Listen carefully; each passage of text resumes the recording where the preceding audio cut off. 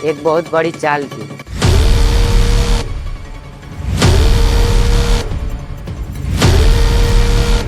और रानी लक्ष्मीबाई घोड़े पर बैठी, तलवार हाथ में लिए अंत तक लड़ी रही और शहीद हो गए।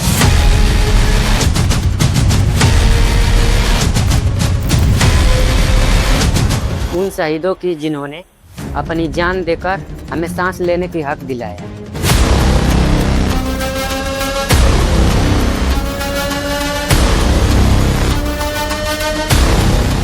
लेकिन यह क्रांति जितनी तेज उठी, उतनी बेरहमी से कुचल दी गई और अंग्रेजों ने कोई रहम नहीं किया।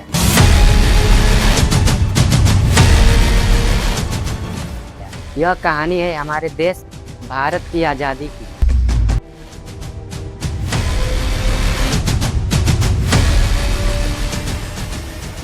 नमस्कार दोस्तों, सोचिए एक पल के लिए, अगर आज रात आपके घर में कोई घुस जाए, आपकी संपत्ति छीन ले, आपको अपना नौकर बना ले और कहे कि यह सब तुम्हारी भलाई के लिए है, तो आप क्या करोगे? यही हुआ था इस देश के साथ, लेकिन इस देश ने झुकने से इनकार किया। यह कहानी उस संघर्ष की है जो 200 साल तक चला है, उस आग की जो करोड़ों दिलों में सुलगती है, उन शहीदों की जिन्होंने अपनी जान देकर हमें सांस लेने की हक दिलाया। यह कहानी है हमारे देश भारत की आज़ादी की।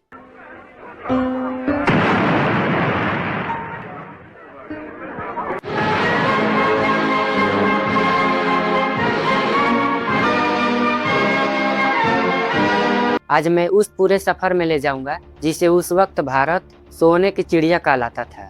17वीं सदी का भारत मुगल सल्तनत का आखिरी दौर था। देश में दौलत थी, बाजार थे, व्यापार था।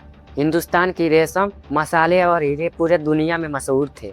यूरोप के व्यापारी इस सोने की खान तक पहुंचना चाहते थे और इसी लालच में सन 1600 में इंग्लैंड की महारानी एलिजाबेथ प्रथम ने एक कंपनी को इजाज़त दी भारत से व्यापार करने की। नाम था उसका ईस्ट इंडिया कंपनी। यह बस एक व्यापारी कंपनी थी। कुछ अंग्रेज व्यापारी, कुछ जहाज और मसालों की तलाश। लेकिन आप जानते हो ना, लालच की कोई सीमा नहीं होती। सन 1608 में अंग्रेज का पहला जहाज सूरत के बंदरगाह पर लगा। मुगल बादशाह जहांगीर ने उन्हें व्यापार करने की इजाज़त दी। बदले में कंपनी ने कुछ उपहार दिए, कुछ वादे किए और यहीं से शुरू हुई एक बहुत बड़ी चाल की। कंपनी धीरे धीरे भारत में अपने जड़ें जमाने लगी। सूरत, मद्रास, बॉम्बे, कोलकाता, एक एक करके कंपनियों ने अपनी चौकी बना ली। और फिर आया वह मोड़ जिसने इतिहास बदल दी। सन 1757 प्लासी का युद्ध।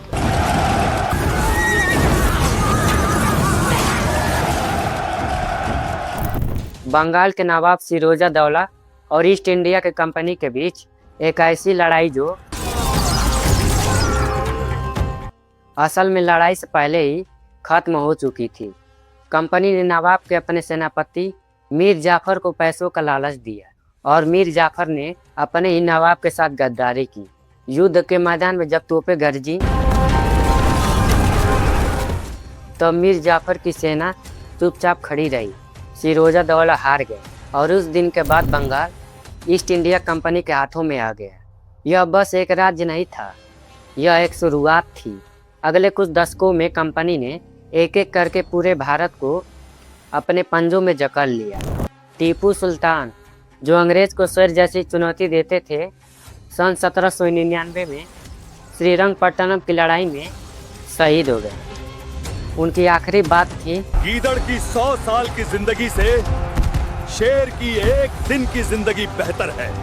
मराठा साम्राज्य, जो एक वक्त पूरे भारत में फैला था, टुकड़ों में बट गया। अवध, हैदराबाद, पंजाब, एक एक करके सब ढहते गए और कंपनी ने एक ऐसा हथियार चलाया जो तलवार से भी ज़्यादा धारदार था।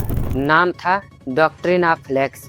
मतलब यह था कि अगर कोई राजा बिना बेटे के मर जाए तो उसका राज्य कंपनी का हो जाएगा और राजाओं की गोद ली हुई संतानें भी नहीं गिनी जाएगी। झांसी की रानी लक्ष्मीबाई के पति गंगाधर राव ने एक पुत्र गोद लिया था, लेकिन जब वो चल बसे तो अंग्रेज़ों ने कहा, यह गोद लिया हुआ बेटा राजा नहीं बन सकता। और अंग्रेज़ों ने कहा, झांसी हमारी है। लेकिन रानी लक्ष्मीबाई ने एक बात कही जो आज भी हवाओं में गुजरती है, मैं अपनी झांसी नहीं दूंगी। और फिर आया वह तूफान जिसकी चिंगारी एक छोटी सी बात से उठी।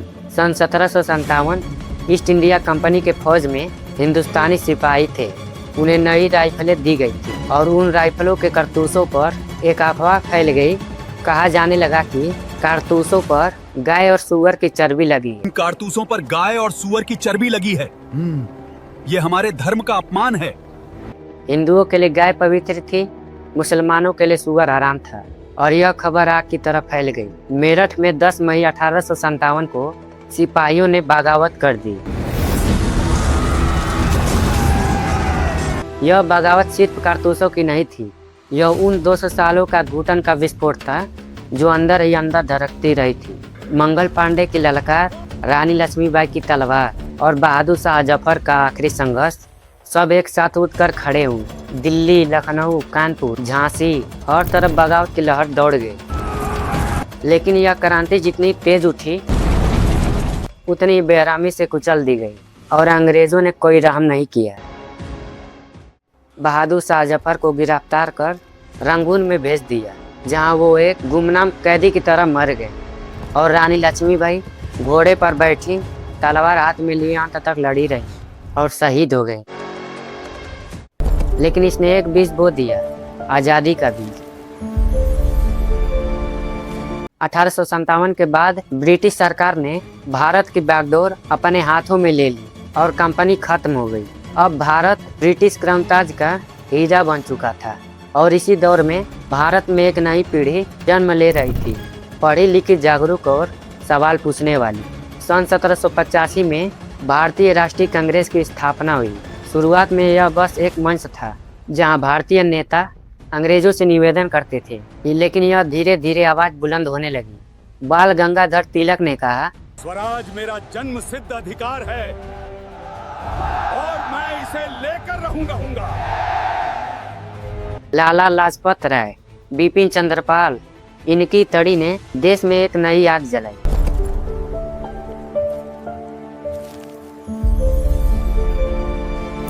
सन 1905 में बंगाल विभाजन के खिलाफ स्वदेशी आंदोलन शुरू हुआ। लोगों ने विदेशी कपड़े जलाए और अंग्रेजों का सामान का बहिष्कार किया। यह आंदोलन एक संदेश था, हम झुकने वाले नहीं।